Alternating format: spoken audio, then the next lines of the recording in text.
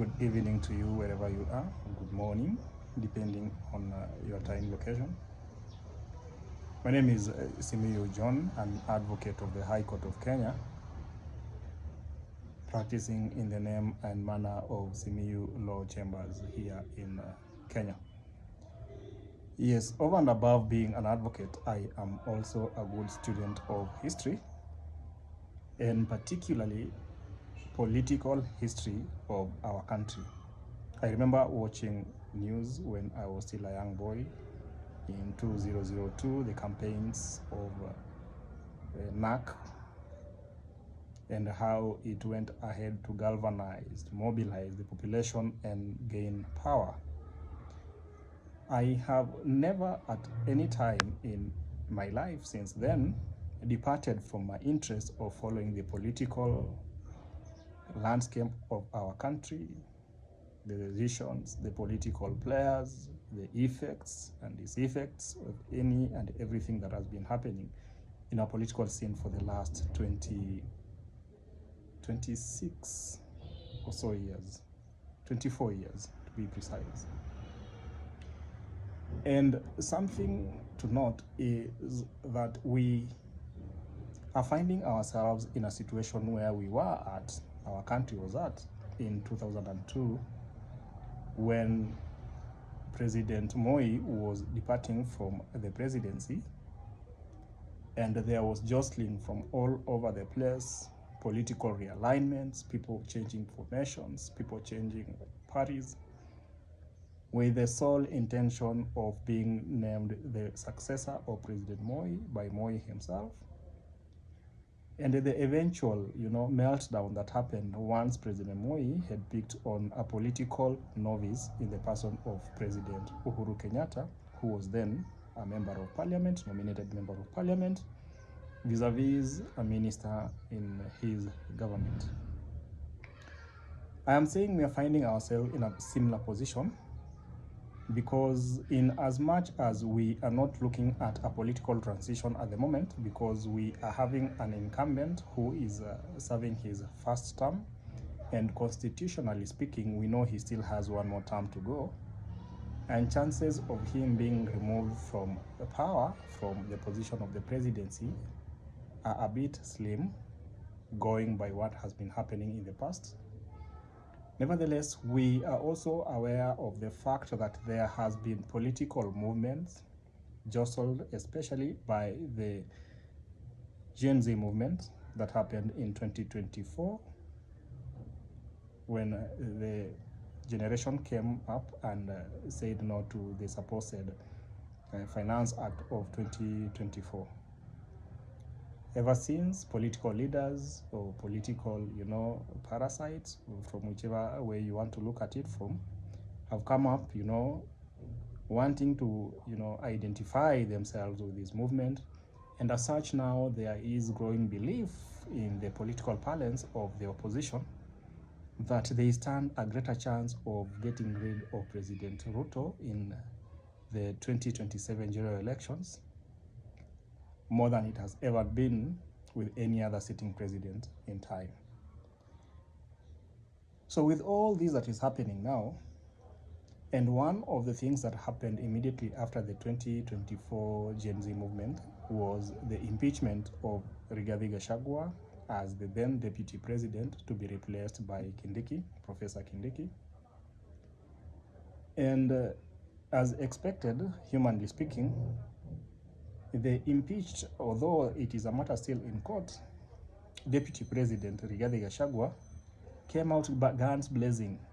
He vowed on numerous occasions, speaking with a human voice of anger and revenge, that one thing that is going to make sure is going to happen was to get rid of President Ruto from the presidency come 2027 general elections. There was, a clash of these intentions between himself and the Gen Z movement, because the Gen Z movement then was saying they wanted to get rid of the presidency. They wanted someone else to come occupy that position. But Rigathi Gachagua, climbed down those stairs a bit in the days to come, where he said he prefers that the said change happens in 2027 August. And therefore, we are finding ourselves in a situation where we have two major groups. So we have the first major group of President Ruto, where he is leading broad-based government. He has encompassed one of the biggest political parties that has perennially found itself to be in the opposition in the manner of the Orange Democratic Movement.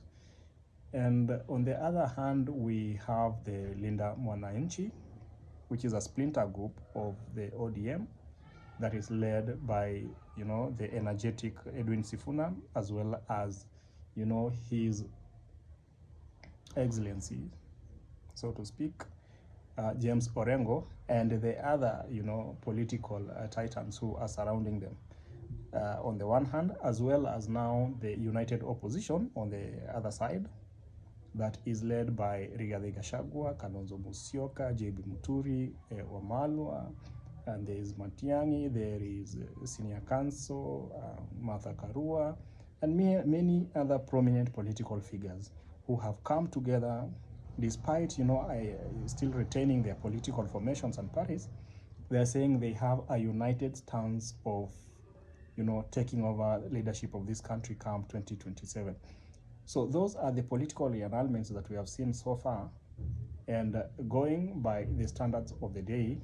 And one of the things that we have to agree here and accept is the fact that our politics is extremely tribal. It is tribal in the sense that a person who does not command the community from where they come from shall not or does not have any realistic chances of climbing to the pinnacle. If you look at all those leaders that we've had, all those presidents, they have been marshaled by their own political background, their own tribes. And now, speaking about tribes, we have the biggest voting bloc in Kenya as per the figures that we've been given, being Gema. And by dint of being impeached by the president, by President Ruto, Deputy President Rigathi Gachagua finds himself at the top of that mountain. He sits at the top, he commands the biggest voting bloc, and therefore it is expected that come next year, the person that he endorses will most likely be the president. Well aware of this fact, and also well aware of the fact that the country might be reluctant to vote for another member of Gema, another person from Gema Kikuyu, due to the fact that we've had, two presidents from Kikuyu back to back, and then now President Ruto in 5 years. They are guided by the fact that, or the realization that, chances are extremely low that we can have another Kikuyu presidency as soon as 2027. And therefore, because of this fact, number one, and also because of the fact that the Honorable Rigathi Gachagua has not tested himself in the political balance in terms of being a candidate for the top seats, he thinks or he sees it is a bit too premature for him to gun for the top seats as of now. Of course, now together with the, the murmurs that are going around, the issues of the impeachment. Was it an impeachment? Was it not an impeachment? But now because the case is before courts, we say we have to wait for the outcome of the matter before we make up a final pronunciation. As it stands, he can vie for the political seat that he wishes to vie for. So with this one being on record, and with the fact that we also have Kalonzo Musyoka Senior Counsel on the other side, who is also seen as the ultimate leader of the opposition by dint of age, by dint of longevity in terms of being in the political scene, it is ordinarily expected that he will be given the mantle by the united opposition, and that the rest of them will marshal and, stand behind him for the top seats come 2027. But now, the question becomes, why would, if I was Rigathi Gachagua, why would I, out of, whatever reason I have, decide to support a leader other than President Ruto for the top seat, knowing very well that that particular leader is going to occupy that position for the next 10 years in the list. While at the same time, I could opt to put, my personal differences with the president aside, support him, knowing very well that in the next 5 years, he will be exiting that seat. And with that exit, it will give him the opportunity, like any other person, to gun for the presidency in 2032. Rigathi Gachagua, in as much as he is seen as a political novice in the political scene, and I'm saying this because he has been there for 5 years prior to 2022, he was a one-term MP, a first-term MP for that matter. He was, out of the blues, proposed by the incumbent, by the, serving president, to deputize him in 2022. And from what we saw in 2022, it was, generally agreed that it was supposed to be Kindiki to deputize the president, but he chose to go with Rigathi Gachagua.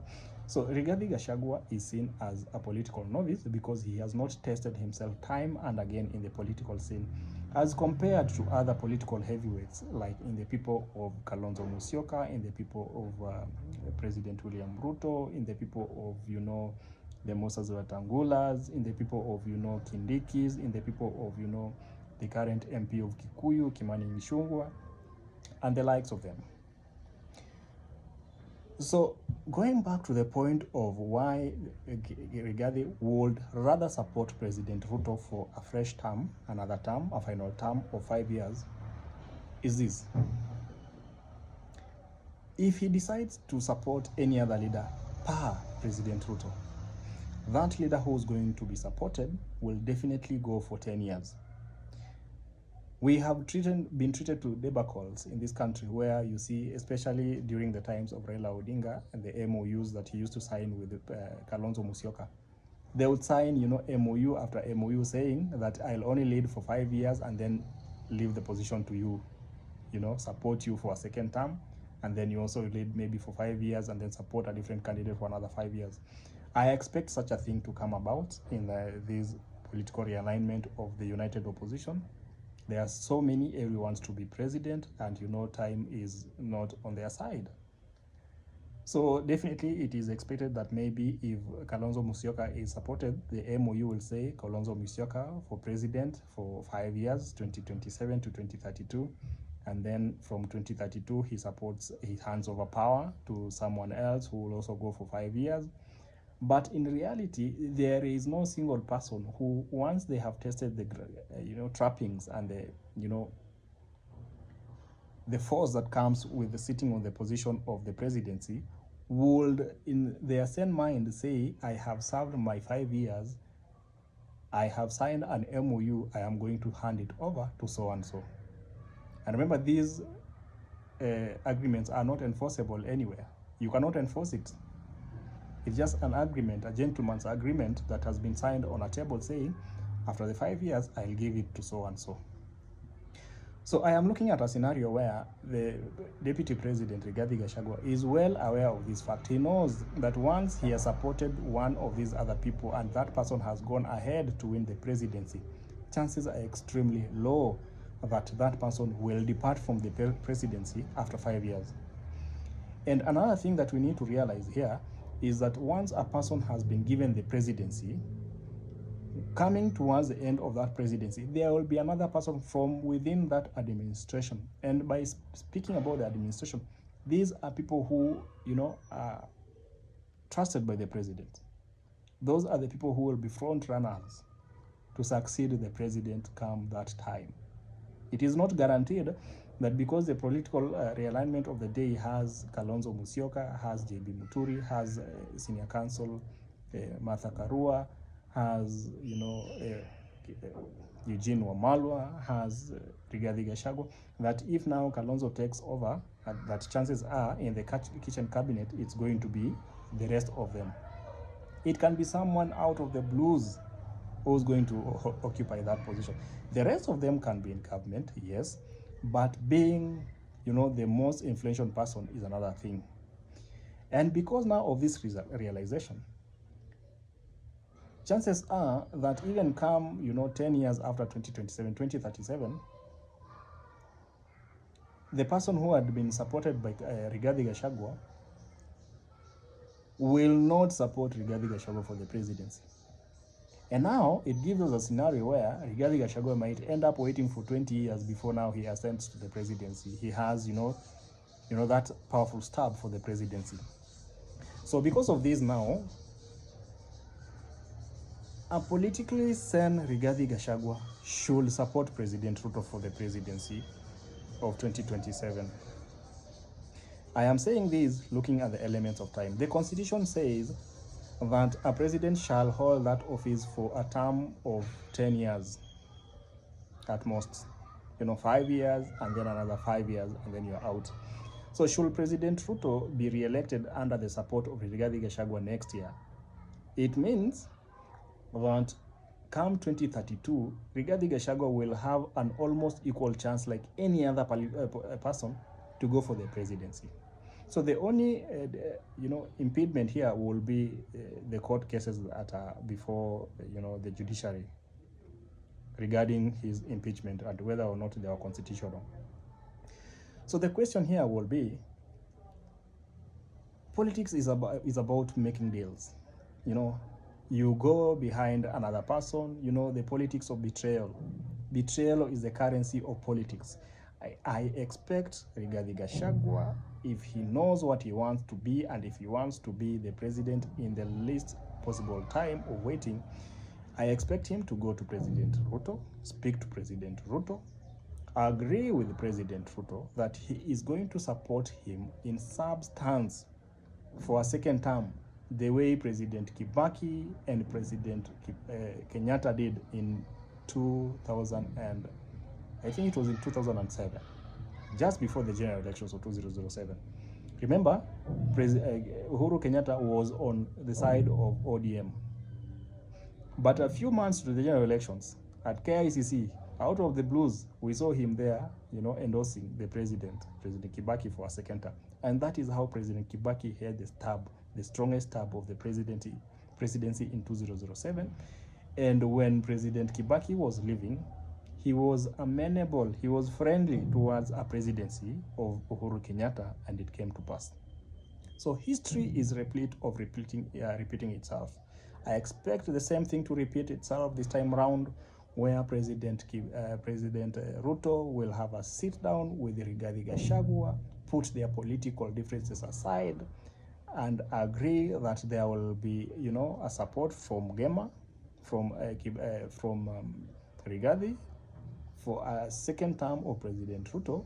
And in turn, once the courts have declared it themselves that Rigathi Gachagua's impeachment was unconstitutional, he will have a softer landing in terms of being the favorite to succeed President Ruto in 2032. That is what I expect the political mastermind of Rigathi Gachagua to happen. But now, what is it that he's going to do? How will he execute this? Is he going to stand on a podium and say that he has decided to change tact and support President Ruto? Will the Gema community agree to this? Certainly not.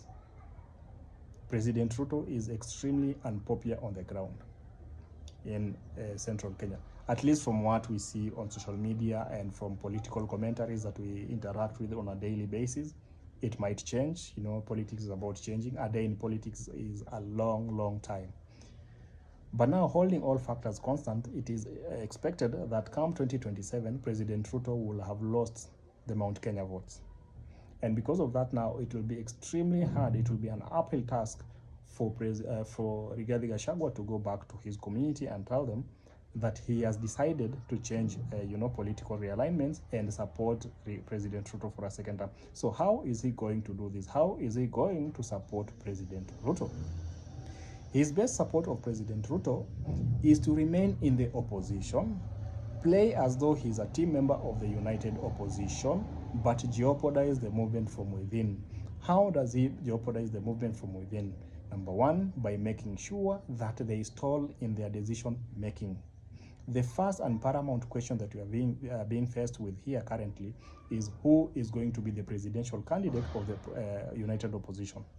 So looking at it from that angle, the earlier you make a declaration, the better for you in terms of mobilizing resources, in terms of mobilizing, the grassroots, support, in terms of reaching out to the undecided, in terms of, marshalling all the systems in your favor, and having a stronger chance of winning the general elections. And remember, we are talking about 2027 August, and we are in July already. So slightly over a year, 1 year, 1 month, 13 months away.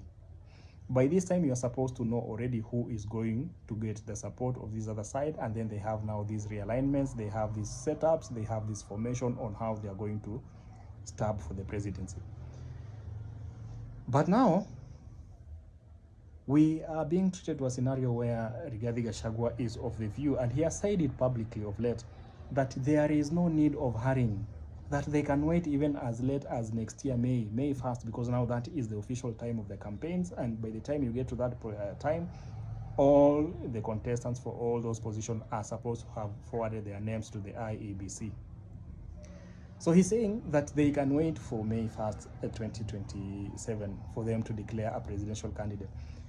And he's saying his justification here is that there is no hurry, that even if they were to declare now, chances are that that particular leader or those ones who will not be picked will be compromised by the president, by the government, the sitting government of the day. On the other hand, we have JB Muturi, we have Kalonzo Musyoka, who are also coming out guns blazing, saying the longer we wait, the more disadvantaged we are in terms of marshalling the troops that we are supposed to marshal for the presidency. So it begs the question, who is being honest here? Is Rigathi Gachagua, honestly speaking, right in saying they can wait for as late as May 1st, giving an example of the 2002, NAC declaration of Kibaki Tosha at Uhuru Park? Or is he doing this deliberately, knowing very well that it will disadvantage the team, and by disadvantaging the team, he knows that he is the one who stands to, reap big, because they will lose for sure. They will lose because the element of time, they'll be late in the field. And by losing, he also has a stronger chance of going for the presidency in 2020.